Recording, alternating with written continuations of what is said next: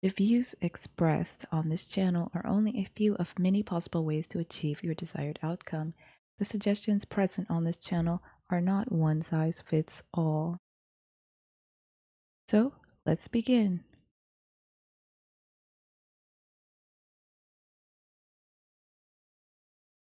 Hi,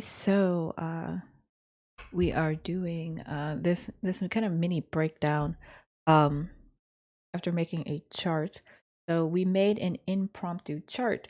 Uh I was starting our mini shadow work session in our introduction to shadow work course. I thought I'd do like a mini shadow work. And so we started by making this chart. We made this chart together, and it kind of helped us before jumping into our deep shadow work questions where we took like an inventory. We took a mental and a physical inventory. So rather than just saying, "Oh, dear shadow work journal, today I feel unmotivated and overstimulated and tired. What affirmation should I be doing? What meditation should I be doing? Should I clean up my space? Should I light some candles? What should I be doing?" Rather than jumping into affirmations and meditation, um, basically we broke down the chart and it boiled down to me suffering from being dehydrated, being malnourished, undernourished, uh because of a bunch of issues. Now this is not just me, but I talked about how a lot of people, um you might just be dehydrated. Not that dehydration is the sole reason for depression, anxiety, or feeling overstimulated, but if you're dehydrated and if you're hungry and malnourished, getting that meal, getting that water in will sure take a hell of a lot of the edge off. It won't cure everything, but it'll take a hell of a lot of the edge off before jumping into some deep questions.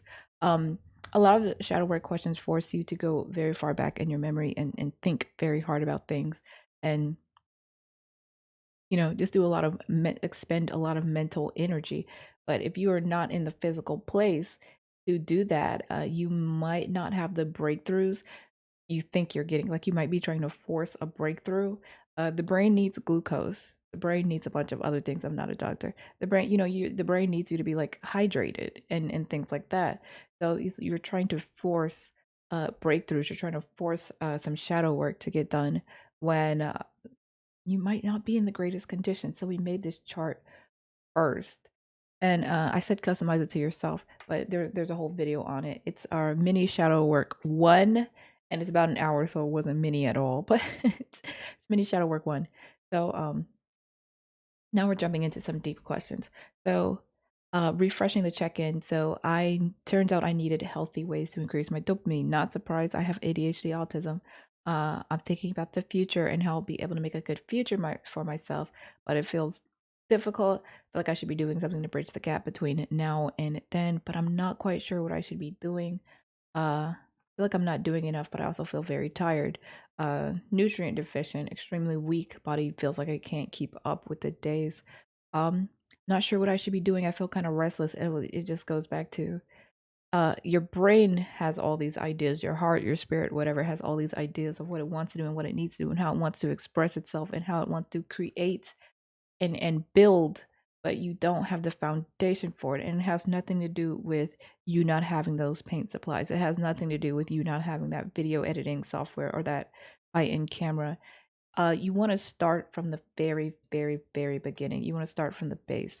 Um, at the bare minimum, not have you eaten. We're gonna have to go past have you eaten and have you had something to drink today. We need to really take it. Have you eaten something healthy with some nutrients in it today? Have you had water? Now, if you don't have access to clean water, then I'm sorry. But those of you who do have access to clean water or relatively clean water, have you had water? Have you had nutrients? Not have you eaten?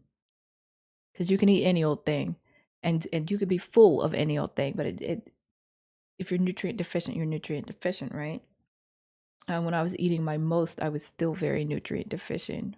Uh, so start from the bare minimum. Now that I kind of know where I'm at, I'm in a all right place mentally, but I can't acknowledge how the lack of proper sleep and the lack of proper nutrients has worn on me. So now I'm jumping into these questions, not feeling like, oh, pessimistic, something's just wrong with me. Oh, I'm depressed. I'm like, oh, I feel good mentally, but might not be doing too great physically.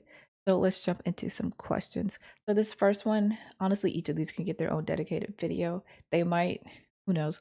So this first one, what is the most neutral version of my story? So in one of the courses I talked about, let me see, maybe we can go back and we can go back.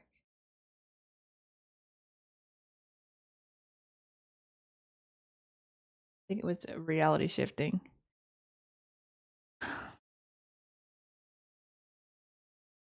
I talked about, I'm very zoomed out today. You're probably not used to seeing this. But it's because as I make charts, I want you to kind of follow along too. And I don't have to do a whole separate video teaching you how to. You can just kind of see. But if you've made the journals with us, then you kind of already have a basic understanding of how to use Canva. So we talked about the anti-hero. So the very first question is, what is the most neutral version of my story? And to just kind of give you some context on that, we talked about the anti-hero. So a lot of people, especially when they jump into shadow work, they have like this idea of what their higher self looks like, or some purity, some standard of purity that they want to get to. I can't be an enlightened and good person unless I do XYZ, unless I look like this, sound like this. And oftentimes I don't know where these images that people aspire to come from, but they're oftentimes unattainable or false, which would mean you can wear the all white clothes, you can wear the sandals and the flowy boho skirts, which means you can grow out your hair and live off the land and eat fruits and vegetables and live in a cottage in the woods with your crystals, with your farm animals, and say you're very enlightened and free because this is what it looks like. Eating natural, speaking very gently, never cursing, never fighting. Like you can say that all day. I think to a degree it inherently goes against human nature, and the part of enlightenment uh and point of shadow work itself is to just become more in touch with the self, and enlightenment is to become more in touch with the self and more in touch with the overall universe. Enlightenment is not becoming some perfect thing. No, if it is an alignment for you to do all of those things, then that is your personal truth. But we talked about the anti-hero, and so how many people when they start their shadow work want to be start their manifestation journey, they want to be this perfect person. I can't manifest properly until I da da da da da become perfect. But the anti-hero is still a hero, but they're flawed, right? But they're flawed. They have like addictions, they have terrible conditions that they have to battle every day. So we went through this in reality shifting. I think class 3, unit 3, unit 2 or 3, I think it was 3 though. Um but we kind of went through this. Now you can glance over it. This is not the lesson, but when you do your narrative, how you frame yourself is very important. Going into your shadow work, how you frame yourself is very important. Um, a lot of people going into shadow work frame themselves as the underdog. Of course, I was a black sheep and all of that, but then they frame themselves as the underdog. That late bloomer underdog. I feel like you get that with a lot of people doing shadow work. This intense self-awareness. uh they have hope, but there is a lot of acknowledgement that a lot of negativity has happened, hence why doing shadow work in the first place. I feel like anyone could do shadow work, but I feel like those more prone to doing shadow work are those who have been through a lot. They've got to unload this baggage somehow. So when some people become villains in real life, um very very they have a dark past, and they become very messy, very mean, very rude, very destructive, and they're very loud, very petty, and they're like, I'm gonna make sure no one bullies me ever again. But it's like they overcorrect and they become the new bullies, um because that's the narrative they've written for themselves, right? Rather than strive for balance, they just rather than strive for balance and eradicating bullies from their life, they can't imagine a world in which there are no bullies. So in a way, they eradicate the people who bullied them, and then they become the bully, right? And it's kind of like there has to be someone in power who has to talk down to others like this. But but because I was picked on before, this is kind of why it's okay if I do it, right? It becomes this never ending cycle. That's their narrative.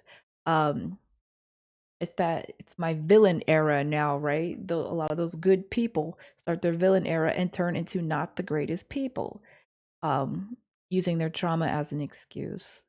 Then you have anti-heroes who are good people, but they may live in that gray area morally sometimes, which I think most people are.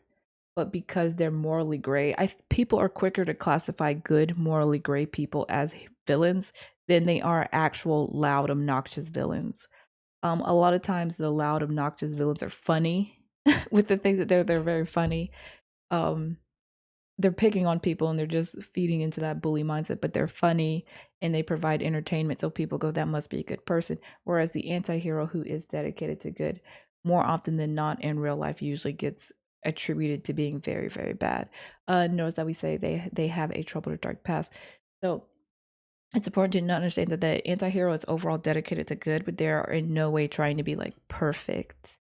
And then you have some people who are like, well, I had a bad past and I'm not going to be like those people. And then they strive for perfection. And more than anyone else, they just end up hurting themselves because they begin overly denying themselves the right to be a human being, overly denying themselves the right to do certain things.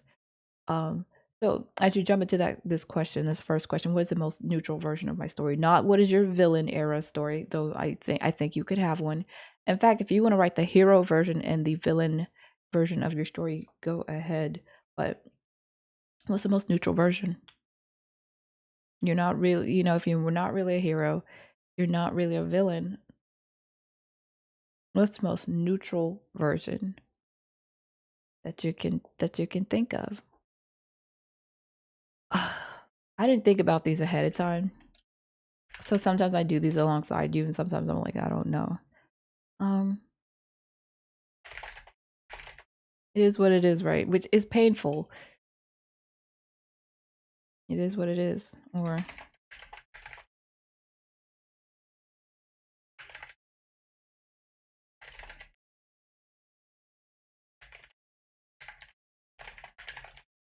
right, I was raised surrounded by people who are incapable of the emotions that they should have shown.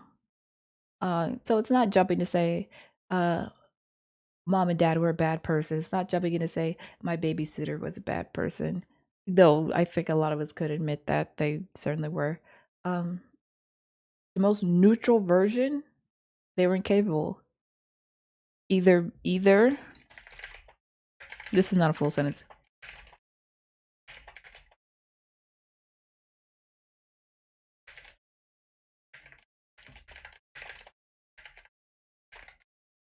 Right. So either they chose not to be capable of providing that, or they just wholeheartedly lack the capacity to. That still does not make them good people though, right? But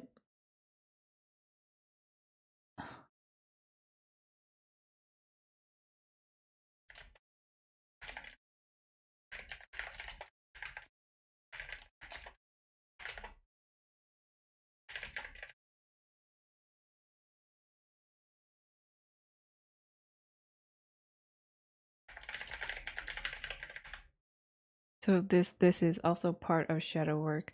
This happens with a lot of people.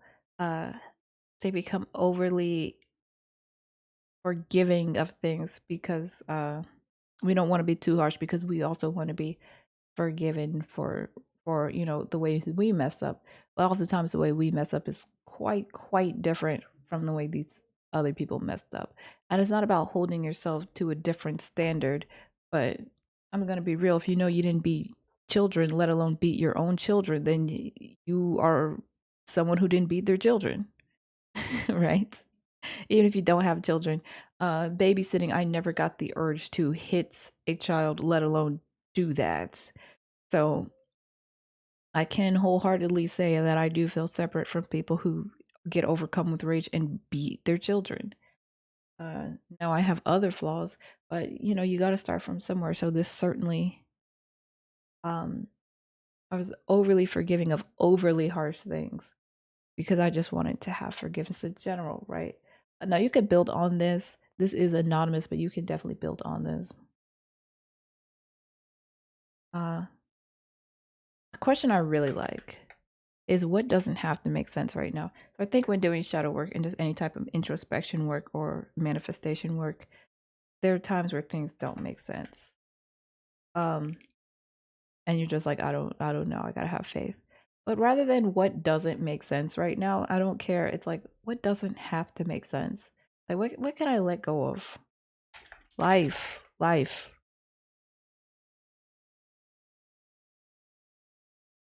I don't know, life. All of it. Because personally, while doing,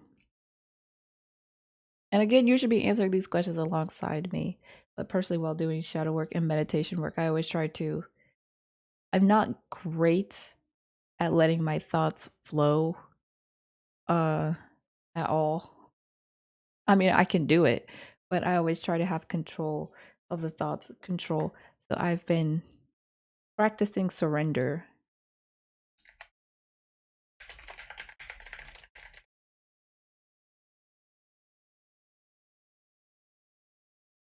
Boy, look, if you're coming from the last video, I'm I'm sleep deprived right now. So, I've been practicing surrender. Um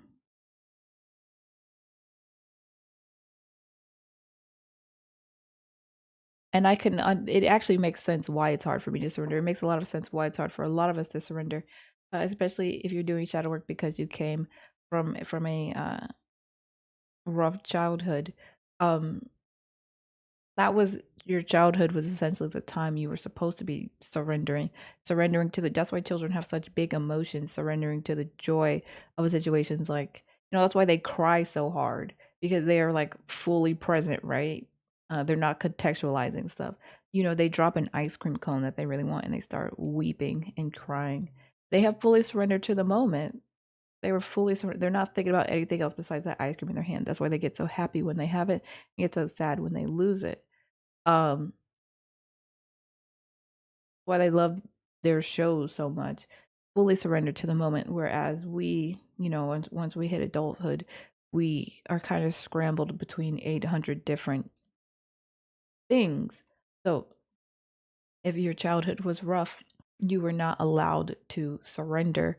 So a lot of us, whoever, simply don't know how. I know I should surrender. You simply don't know how. You never got to do it, so why would you know how to do it? um so that makes sense.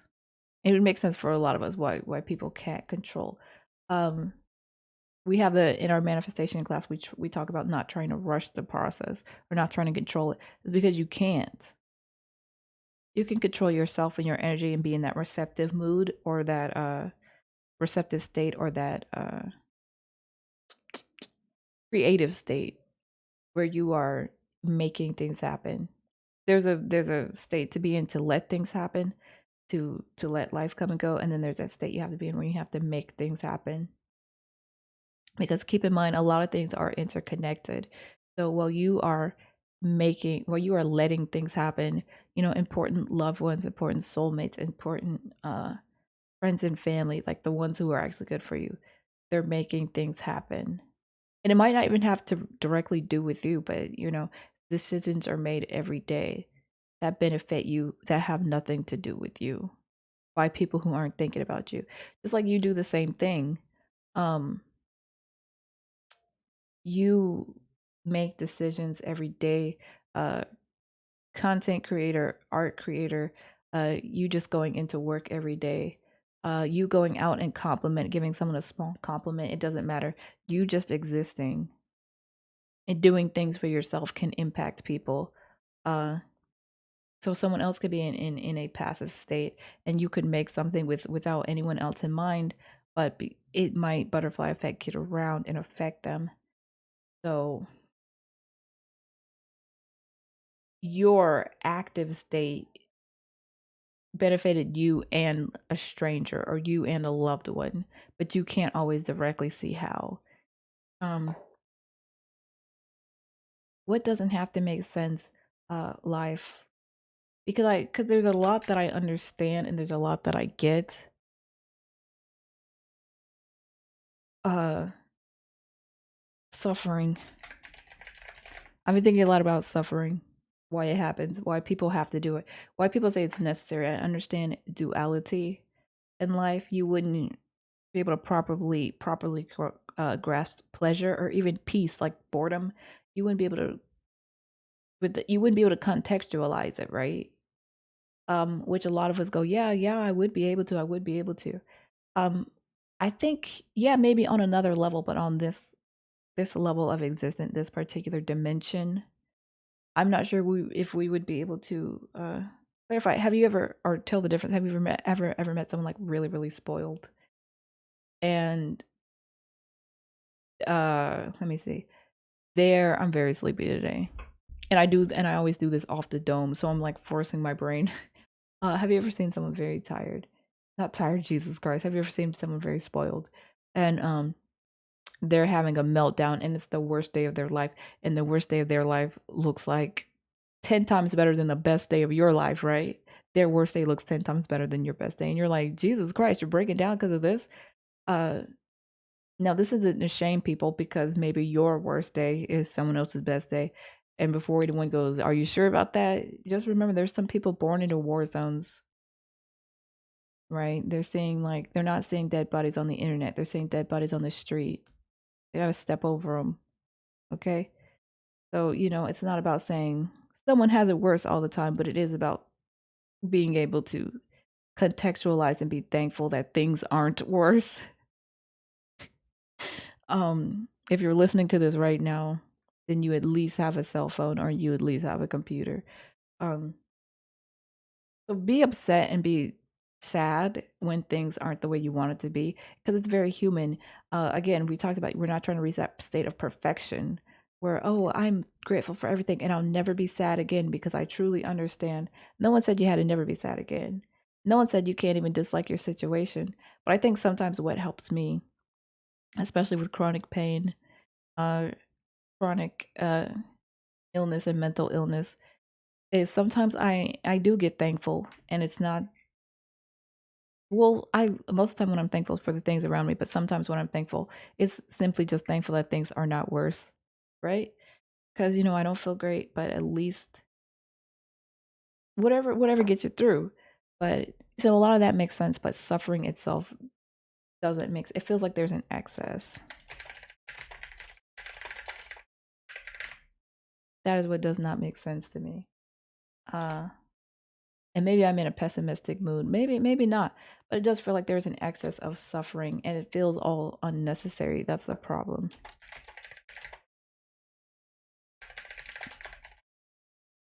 Because we could say greed is the problem. Greed is the problem with the globe. Greed is what's causing a lot of unnecessary suffering. It's greed. It's greed. But then, like, the more you go back to why, well, why is they so greedy? For what? We there's enough to go around, especially on this planet. There, like, many people who think there's not enough to go around don't understand how many resources there truly are available, just on Earth. But it is unfortunately being gate kept, put behind paywalls, gate kept a bunch of stuff. So it is kept from people. It's not limited. It's just being kept from people. And it can be whatever you can think of. But it feels like it's unnecessary to me. That's something I think about a lot. It feels like it's very unnecessary to me. And it's like there's some part of my brain that can't quite understand the mindset you have to be in to be kind of that greedy, right? But and everything I just said is kind of what you would type in and fill in, but since this also doubles as my journal, and there it is. So the next shadow work prompt is, what do I need to forgive myself for? Uh Trying too hard. I just want to move these up. Now you don't have to see any of the lessons to do this with me, but I think watching the lessons that we do together can actually help you. Trying too hard.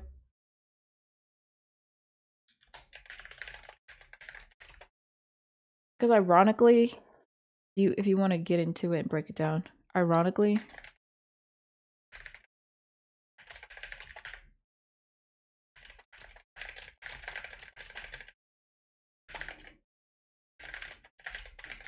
right? I try too hard, and ironically, at this point in my life, I feel like I have little to show for it, right?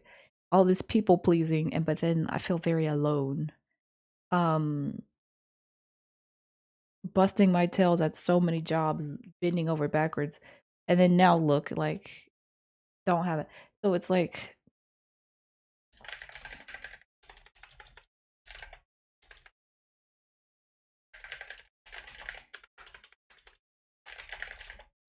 being dedicated to the wrong things, people, places, etc.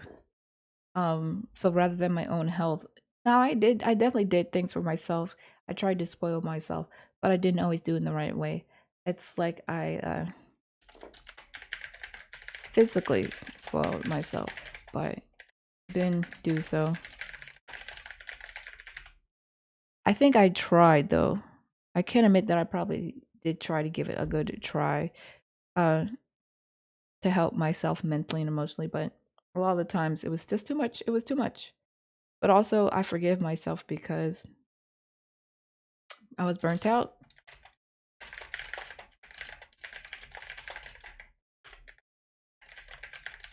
And overstimulated, among other things, but the burnt out and the overstimulated are the two big ones.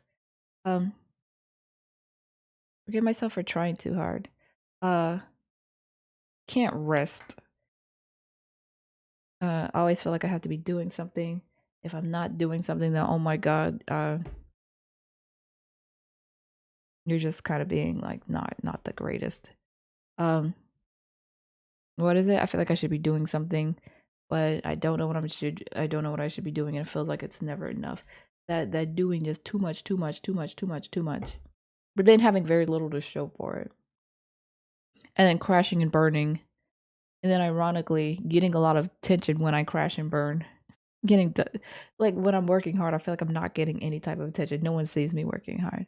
But then I feel like when I'm crashing and burning, that's when everyone's kind of looking like, "What are you so tired for? Aren't you, aren't you lazy?" And it's just like, "Oh my god." And then I'm like, "Well, I have to prove them wrong." So then I start trying hard again before healing all the way. So I'm trying to forgive myself for that. And I feel like this is very generic. Like I feel like a lot of people are feel like just like this and they're like, yeah. What am I resonating with?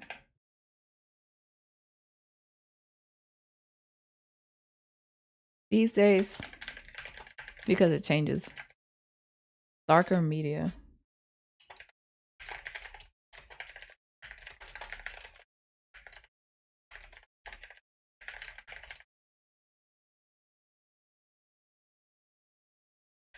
I don't know. I don't have a term for it besides darker media because I'm not watching horror movies. I'm not watching slashers. I'm not watching like true crime. I'm not watching any of that. I'm just watching like I'll put it like this. I'm watching darker anime like Berserk, scenes from Berserk, scenes from Jujutsu Kaisen, right? Jujutsu Kaisen, which I to me is dark.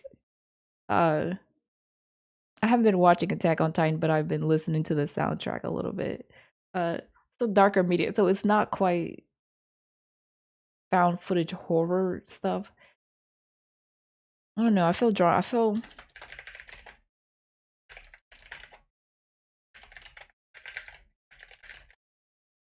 I do. I feel drawn to a little bit of spookiness. Um,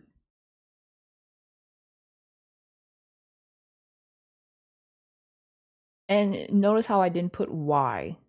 I see a lot of these shadow work questions put why and stuff like that. I feel like you get the why once you zoom out and create the bigger picture. I'm not gonna force a why. I'm just into it. Like just let it. What am I into? This. Who am I? I hate this question. It's very vague. But I feel like if you ask yourself every at least once a month, you'll get kind of a different answer. Even if it sounds the same, you get kind of a different answer. Who am I? I don't know why. Cool. Cool is the first word that came to mind. Which I'll take. It's better than being hard on myself. I feel cool. I don't know what the hell that means, but it's the first word. I feel cool. It's like I'm not gonna say my higher self is speaking through me, but I'm just putting down uh what comes to mind. But if I put this, watch, if I ask myself this, not lying, am I?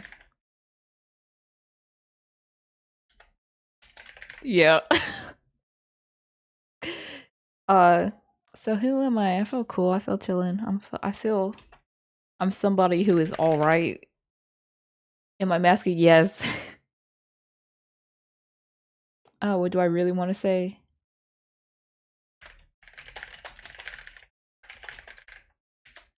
Nothing.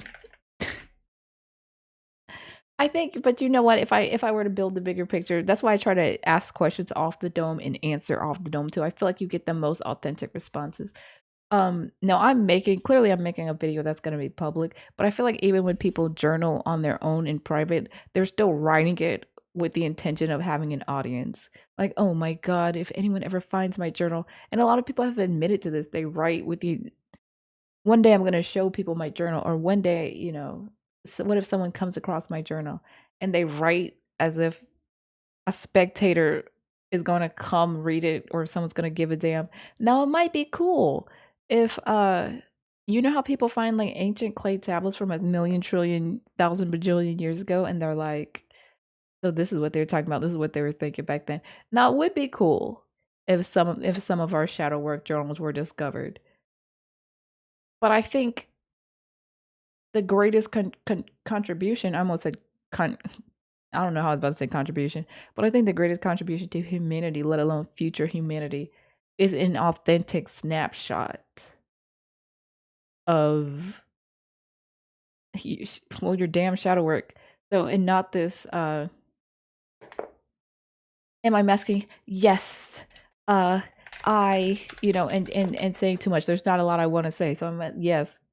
What do I really want to say? Nothing. The days I feel the impending doom coming. Like I'm not narrating a script. And I think I briefly journaled like that when I started journaling years ago. I think I briefly started.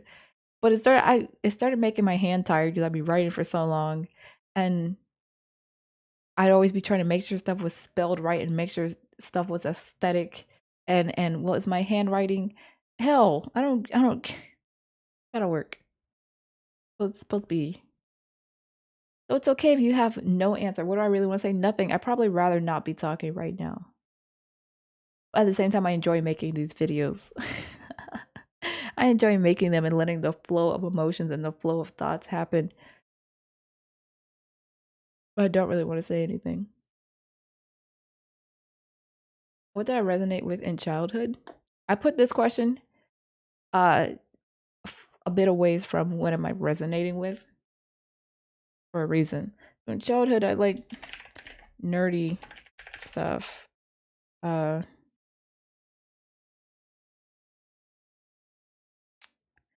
Stuff with like teams. So like Blade, Power Rangers.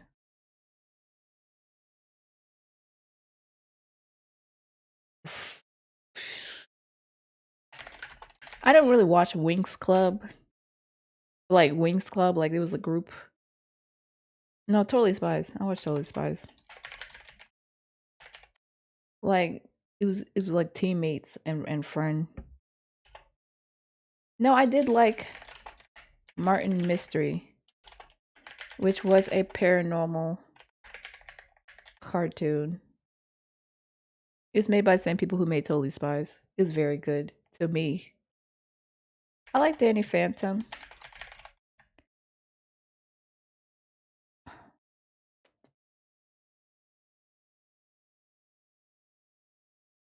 Did I watch a lot of ghost videos? I can't remember, but I know that I like creepy pastas. But then I also liked wholesome media, like Monkey Ball, Sonic. So it wasn't always doom and gloom. But I know that I liked paranormal stuff as a kid. I still kind of, I'm still kind of into it. I don't like being scared, but I'm into it. So shadow work. Um, what do I need to forgive myself for? Trying too hard, people pleasing. Now, if you want to make another question, I'm about to pose another one, but I'm not going to type it. What do I need to forgive myself for? Trying too hard, people pleasing. What did I resonate with? Darker, spooky, paranormal. Now you can add this question.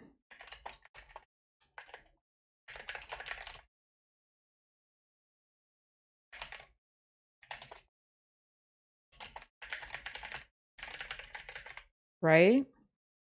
So I wouldn't say I necessarily hide it. I just don't talk about it with people.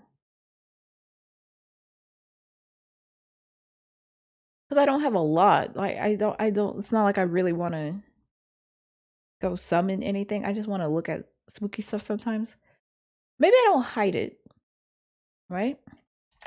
Clarify.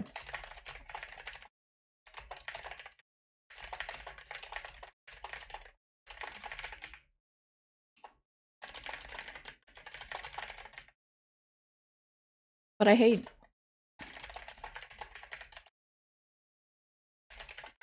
hate jump scares. So it's like real spooky stuff just without jump scares. But it feels like everything nowadays is jump scares.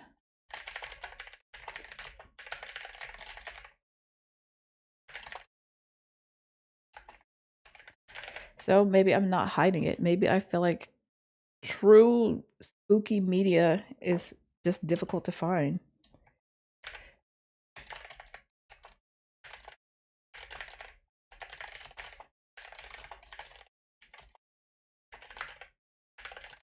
It's strange because it's like very little frightens me.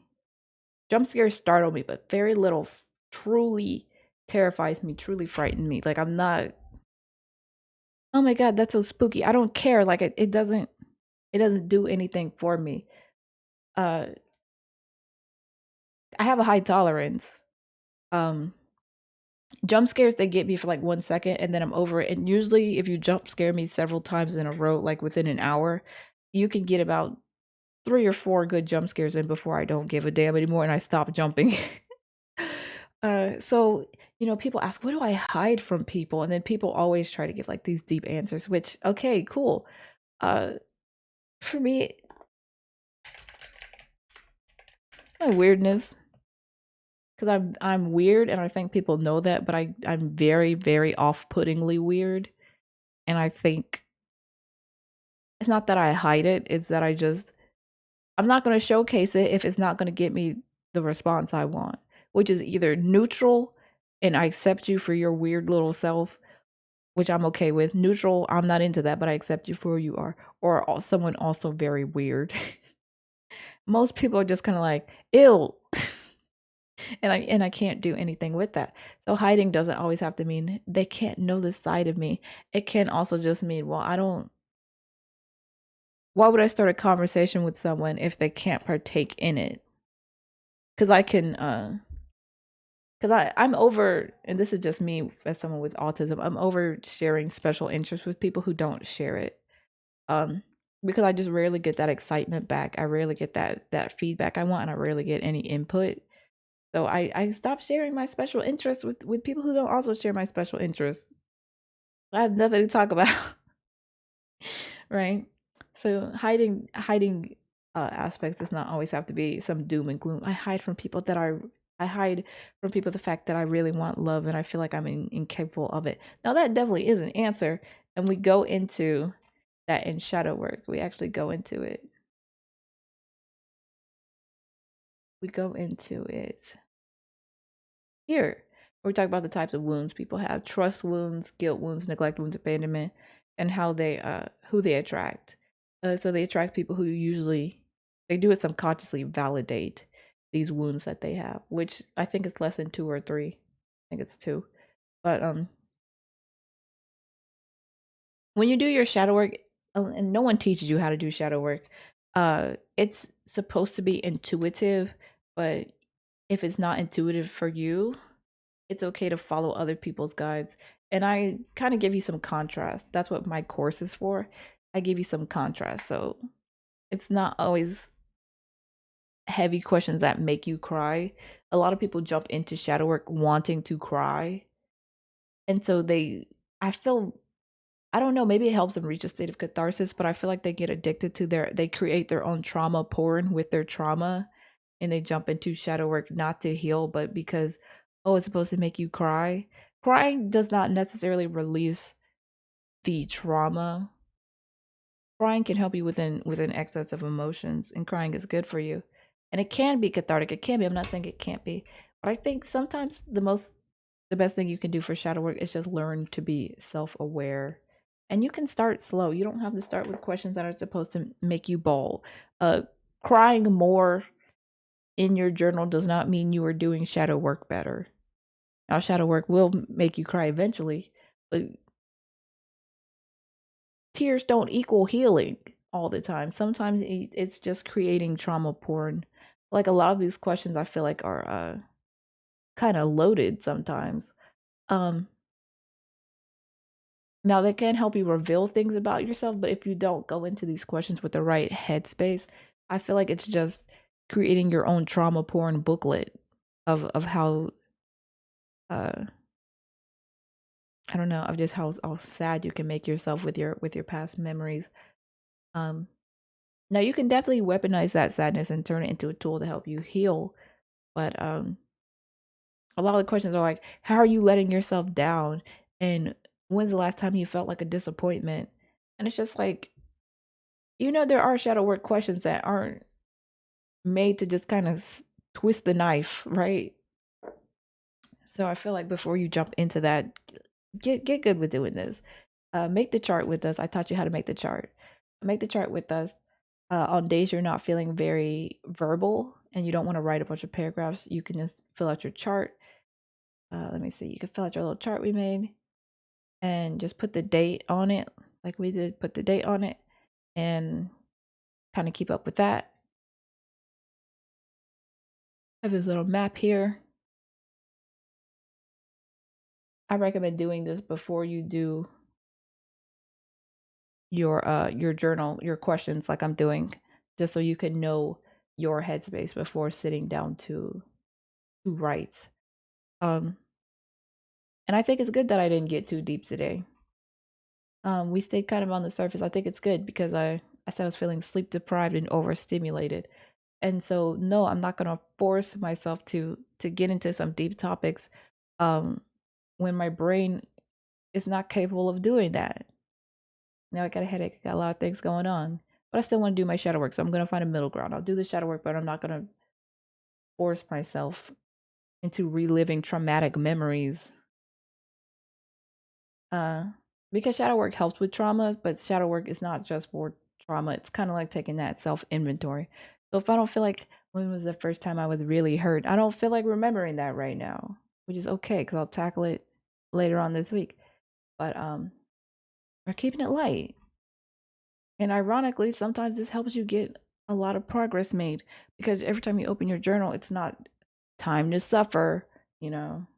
Oh my God, how can I deal with my trust wound today? Like, it's good you're working on it, but damn, we can keep it light sometimes. So So here it is. What's the most neutral version of your story? Not you as a hero, not you as a villain. What's the most neutral version? Now, if you could take your hero version of your story, take your villain story, take your neutral version of your story, and kind of overlap them, that's kind of how you get your true story. Um, just be a human being, be the best you can be, but you're a human being.